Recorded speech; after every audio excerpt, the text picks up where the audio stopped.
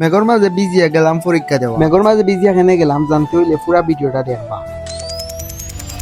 Hello guys, আসসালামু আলাইকুম, it's me Rafid and welcome to my blog.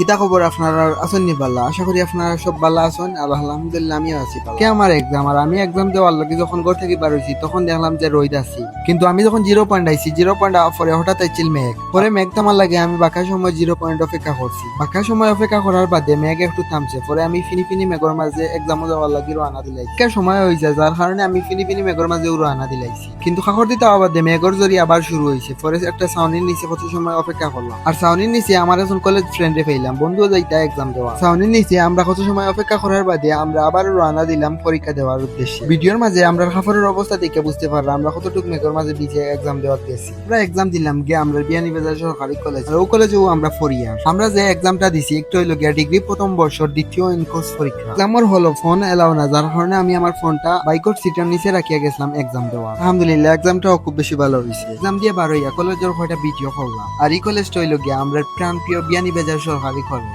আর এই কলেজে আপনি ফোরসন নিবা ফোরনি কমেন্ট বক্সে জানাইবা। এই কলেজে হাজারো স্মৃতি জমিয়া আছে, অনেক ভাই বোন কলেজ থেকে পড়িয়া অনেক ভাই বোন হলে চাকরি করবে, অনেকে ব্যবসা করবে, আর অনেক বিদেশ আছে। আমরা যে এখন এক্সাম দিই আর এটা এক সময় স্মৃতি হয়ে যাবে, আর এটা স্মৃতি রাখার লাগেও আজকের এই ভিডিওটা করা। এক্সামটা কি বার হইয়া ফ্রেন্ড সার্কেলের লগে কত সময় আড্ডা দিলাম, আড্ডা দিয়া কত সময় ঘোরাঘুরি করিয়া বাড়ির উদ্দেশ্যে রওনা দিলাম। আর এইবার সময় আমার লগে আসলা বন্ধু মিজা। আর ভিডিওটা ভালো লাগলে একটা রিপোস্ট অথবা শেয়ার করবা। ওকে, আল্লাহ হাফিজ।